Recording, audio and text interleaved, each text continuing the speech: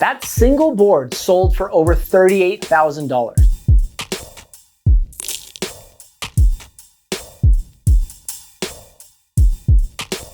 What's up guys, my name's Levi, this is Shred Shop connecting you to skateboarding. And you guys might have watched our other video called 50 band boards. So today we're talking about 50 band boards. Obviously skateboarding and music have always been two cultures that have gone hand in hand. And over the years, there have been a lot of amazing bands that have partnered with different skateboard companies. Let us know below which one of these boards is your favorite. And let us know below which collaboration you want to see next. What about Primitive and Jonas Brothers? What about Baker and Dixie Chicks? FA and Luke Bryan? What about Nickelback and Dark Star?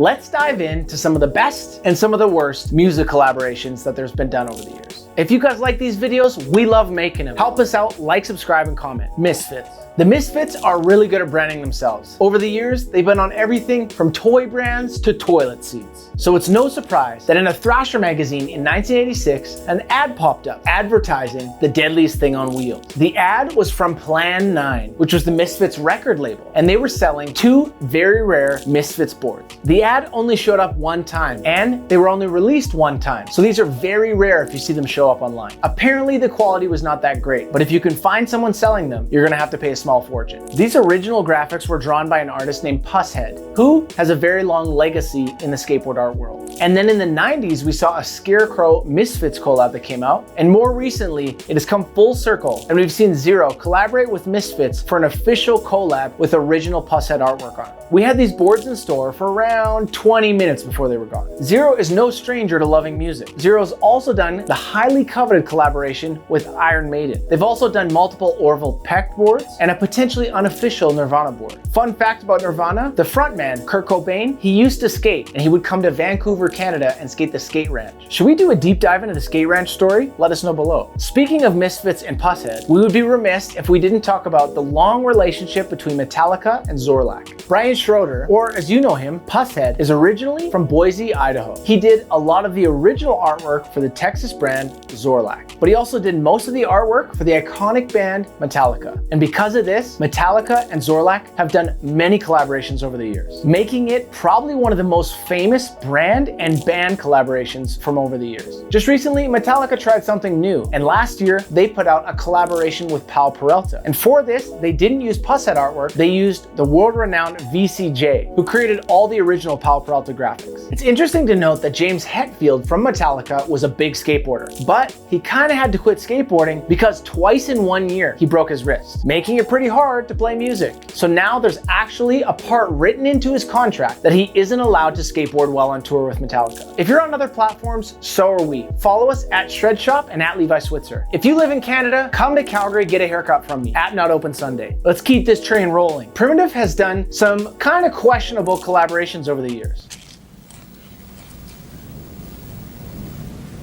It's like people only do things because they get paid.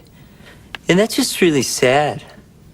But we have to give big ups for their Biggie and their Tupac collaborations. They released the Biggie one on Biggie's birthday, and then they put out the Tupac one a few years later. And more recently, Primitive did a Bob Marley collaboration. Raster grip, optional.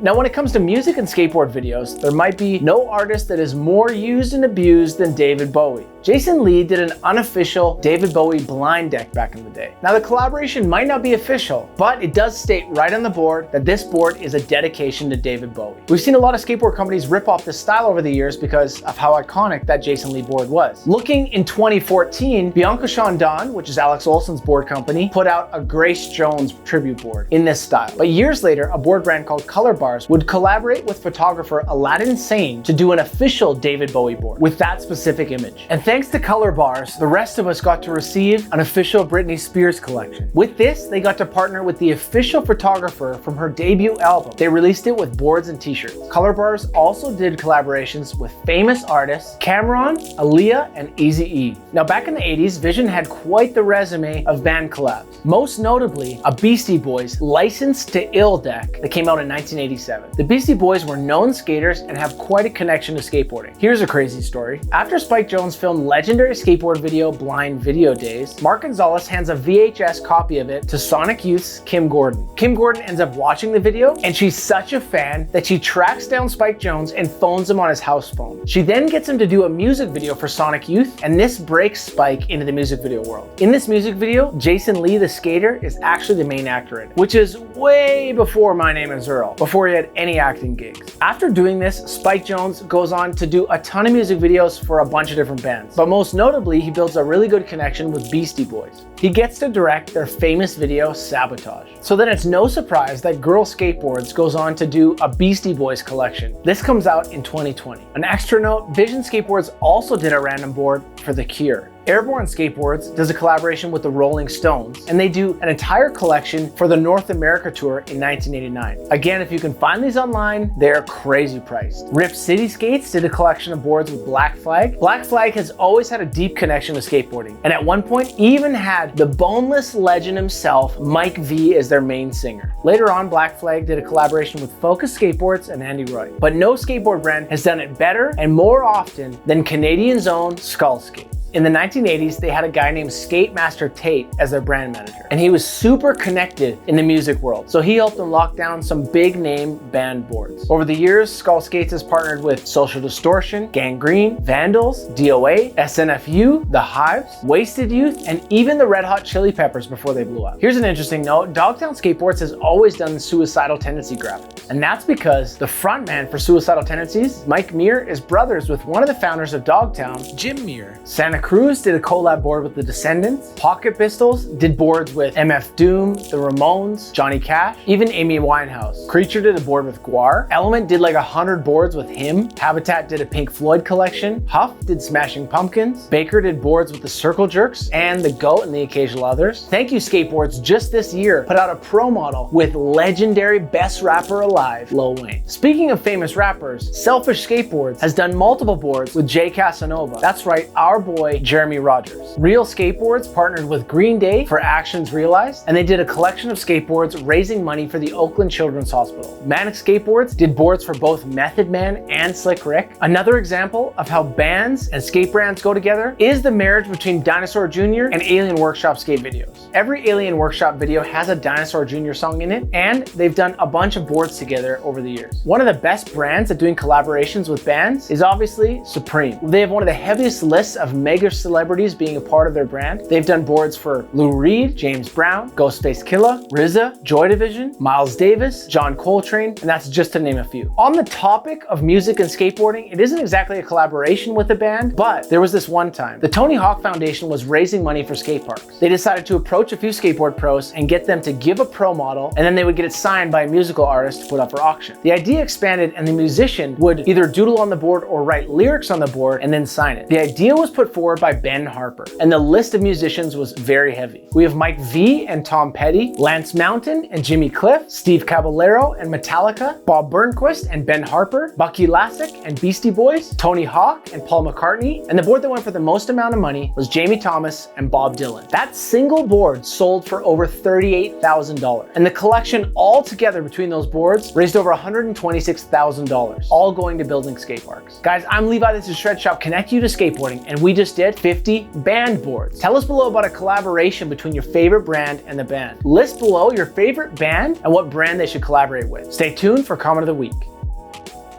Oh, we got a spicy one. It's from my dog, Matt Anderson 6457. He says, when I was 12, I had a Transworld subscription. When I was 19, I had a Thrasher subscription. And when you're 41, you'll have a Home and Garden subscription.